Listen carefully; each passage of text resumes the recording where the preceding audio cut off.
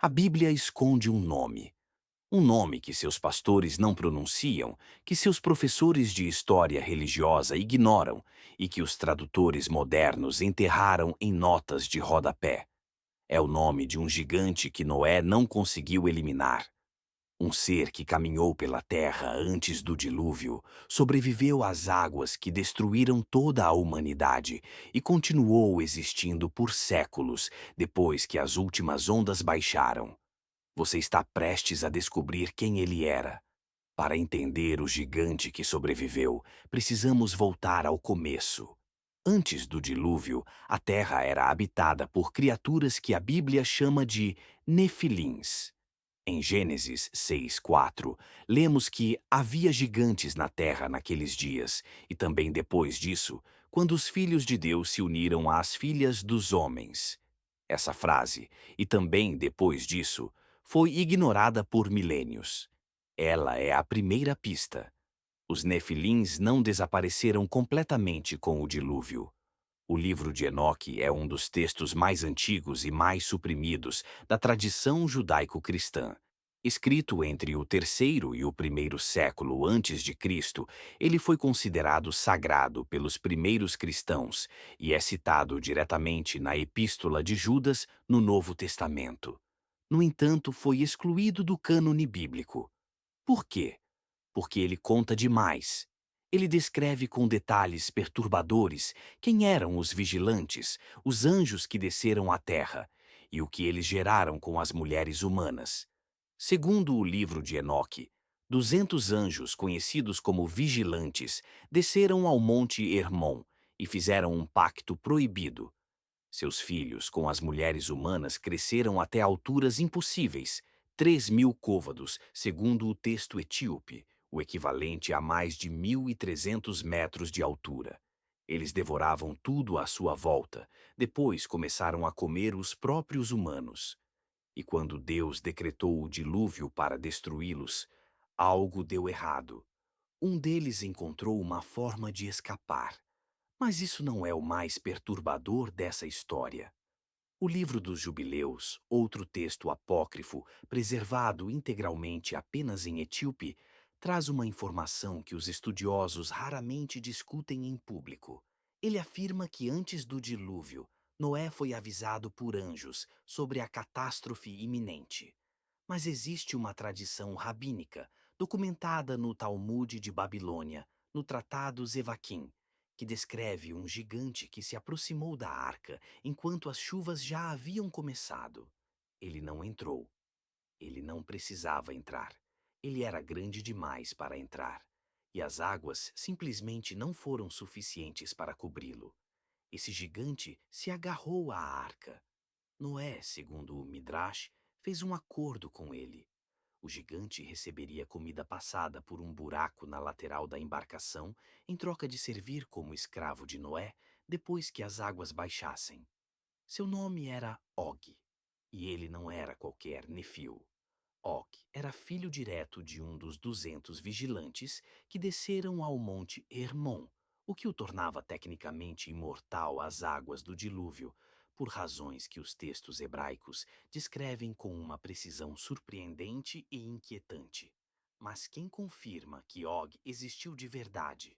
A resposta está no texto que ninguém espera, o próprio Deuteronômio, no capítulo 3, versículo 11. Ali, em linguagem direta e sem metáforas, o texto bíblico canônico declara, e cito literalmente: pois somente Og, rei de Bazã, havia ficado do restante dos Refaíns. Eis que o seu leito era um leito de ferro. Não está ele em Rabá dos filhos de Amon? O seu comprimento era de 9 côvados, E a sua largura de 4 côvados, segundo o côvado de um homem. Isso é mais de 4 metros de comprimento. Isso está na sua Bíblia. A palavra usada no texto hebraico original para descrever Og é Refa, plural Refaíns. Esta palavra é fundamental. Os Refaíns eram uma raça específica de gigantes que habitavam a região de Canaã, Bazã e Moabe antes da chegada dos israelitas. Eles são mencionados em Gênesis, Números, Deuteronômio e Josué. E o Deuteronômio é explícito ao chamar Og de o último dos Refaíns, não o último de sua tribo, o último da espécie, o derradeiro sobrevivente de uma linhagem que existia desde antes do dilúvio universal. O que acontece depois desta revelação vai te deixar sem palavras. O reino de Og em Bazã era vasto. Deuteronômio descreve que ele governava 60 cidades, todas fortalecidas com muros altos, com portas e ferrolhos. O texto diz que essas cidades eram praticamente impenetráveis, e Og as governava há séculos. Pense nisso. Um ser que sobreviveu ao dilúvio, que viu Noé morrer, que viu as gerações se sucederem, que viu impérios nascerem e desaparecerem, continuava vivo e no poder quando Moisés liderou os israelitas pelo deserto. A cronologia bíblica coloca isso em torno de 1400 anos antes de Cristo. Og tinha milhares de anos de vida. Os textos etíopes do livro de Enoque trazem um detalhe que a versão fragmentada encontrada em Qumran não preservou completamente. Eles descrevem que os nefilins que sobreviveram ao dilúvio o fizeram por meio de uma característica genética específica transmitida pelos vigilantes, uma resistência sobrenatural aos elementos naturais, fogo, água, terra. As forças primordiais não podiam matá-los da mesma forma que matavam os humanos comuns. Esta é a razão pela qual Og conseguiu se sustentar nas águas do dilúvio, e esta é a razão pela qual ele viveu por milênios depois. Então, por que Og finalmente morreu? E como? Números, capítulo 21 e Deuteronômio, capítulo 3, descrevem a batalha de Edrei, onde Moisés e os israelitas enfrentaram Og. Mas o texto hebraico original contém algo que as traduções modernas suavizam. Deus disse a Moisés, e cito: Não o temas, porque o entreguei na tua mão. Por que Deus precisaria dizer isso? Porque Moisés, que havia visto as 10 pragas e a abertura do Mar Vermelho, precisaria ser encorajado especificamente sobre esse inimigo? A resposta é perturbadora. Moisés tinha medo de Og, porque sabia exatamente o que ele era. O Midrash Pirkei de Rabi Eliezer, um texto rabínico do século VIII, preserva uma tradição oral muito mais antiga sobre a Batalha de Edroi. Segundo este texto, Og tentou destruir o acampamento israelita de uma única vez. Ele subiu a uma montanha próxima, arrancou um bloco de rocha do tamanho do próprio acampamento e o ergueu sobre sua cabeça para esmagar todo o povo de uma só vez. Mas o Senhor fez os formigas roírem a pedra de dentro, e ela caiu sobre o próprio pescoço de Og, aprisionando-o. E foi assim que Moisés, medindo apenas 1,5 côvado de altura, conseguiu dar o golpe fatal. Mas aqui está o ponto que separa esta história de um simples conto bíblico. O livro de Enoque etíope, especificamente nos capítulos 7 e 15, descreve que os espíritos dos nefilins mortos não desaparecem. Eles se tornam demônios terrestres, entidades que vagam pela terra porque não pertencem nem ao céu nem ao Sheol. Se Og era o último dos Refaíns, o último descendente direto dos vigilantes que ainda caminhava em carne e osso, então sua morte em Edrei não foi simplesmente o fim de uma história. Foi o início de outra. Seu espírito, segundo essa cosmologia, permaneceu ligado à Terra, e especificamente à região de Bazã. Bazã. Esse nome tem um significado no hebraico antigo que os estudiosos raramente enfatizam. A palavra Bazã deriva de uma raiz que significa lugar da serpente ou terra do dragão. Na cosmologia hebraica antiga, documentada nos estudos do teólogo Michael Heiser em seu livro O Mundo Invisível, Bazã era considerada a entrada para o reino dos mortos, o Sheol. Era um lugar de poder sobrenatural, uma fronteira entre o mundo dos vivos e o mundo dos espíritos. E Og escolheu reinar exatamente ali. Isso não era coincidência. Era uma escolha deliberada de um ser que conhecia as fronteiras entre os mundos. Os manuscritos do Mar Morto, descobertos entre 1947 e 1956 em Qumran, incluem fragmentos do Livro dos Gigantes, um texto que completa o que o livro de Enoque apenas insinua. Esses fragmentos descrevem Og com um nível de detalhe que não existe em nenhum outro texto. Ele é chamado de O que permanece, uma designação que em aramaico antigo carrega conotações de algo que não deveria existir mais, mas ainda existe. E nesses fragmentos há uma menção perturbadora a algo que Og escondeu antes de morrer, algo que ele guardou nas regiões profundas de seu reino em Bazã. E aqui chegamos ao coração dessa história. Og de Bazã não era apenas o último sobrevivente físico de uma raça pré-diluviana. Ele era o guardião de um conhecimento proibido.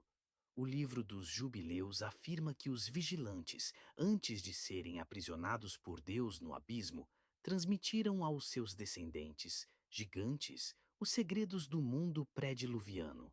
A localização de lugares de poder, fórmulas astronômicas e, segundo alguns manuscritos, o local onde artefatos do mundo anterior ao dilúvio foram escondidos para sobreviver às águas. Og carregou esse conhecimento por milhares de anos e, antes de morrer, fez algo com ele. A identidade de Og como sobrevivente do dilúvio está confirmada por três tradições independentes: a tradição rabínica do Talmude, os manuscritos etíopes do livro de Enoque e os fragmentos aramaicos do livro dos gigantes encontrados em Qumran. Três fontes separadas, em três idiomas diferentes, de três períodos históricos distintos, todas apontando para o mesmo ser. Og de Bassã não é lenda, não é metáfora, não é alegoria. Ele é o último elo vivo entre o mundo que existia antes do dilúvio e o mundo que conhecemos. E ele deixou rastros, rastros que ainda existem. Hoje, a região de Bazã corresponde ao que conhecemos como Golã e parte da Síria moderna. Arqueólogos encontraram nessa região estruturas megalíticas conhecidas como dolmens, algumas pesando centenas de toneladas, que não podem ser explicadas pelas tecnologias disponíveis nas épocas em que foram construídas. Existem mais de 5.000 dolmens catalogados apenas na região do Golã. 5.000 estruturas de pedra colossal em uma área relativamente pequena, sem explicação convencional satisfatória. Alguns pesquisadores, incluindo o arqueólogo israelense Gonen Sharon, dedicaram carreiras inteiras tentando explicar quem as construiu e por quê. Og de Bassã, o gigante que sobreviveu ao dilúvio, que governou um reino de 60 cidades fortalecidas, que carregou o conhecimento proibido dos vigilantes por milênios, finalmente encontrou sua morte nas mãos de Moisés em Edrei. Mas os textos apócrifos são consistentes em um ponto: sua morte física não foi o fim. O livro de Enoque diz que os espíritos dos filhos dos anjos se tornaram espíritos malignos sobre a terra. E os fragmentos de Qumran especificam que o mais poderoso desses espíritos, o último a tomar forma física, deixou algo guardado antes de partir. Algo que foi escondido para ser encontrado em um tempo específico. Talvez este tempo. No próximo vídeo, vamos entrar fundo naquilo que Og escondeu. Os fragmentos de Qumran mencionam especificamente um local em Bassã, onde o conhecimento pré-diluviano foi selado. Um conhecimento que os vigilantes trouxeram dos céus e que sobreviveu ao dilúvio na memória do último de seus filhos. Falaremos sobre as câmaras subterrâneas encontradas abaixo dos dólmens do Golã, sobre o que os arqueólogos encontraram nelas e sobre por que esses achados foram silenciados. Se você chegou até aqui, inscreva-se agora e ative o sino. Você não vai querer perder o que vem a seguir. O segredo que Og deixou escondido pode mudar tudo o que você acredita sobre a história da humanidade.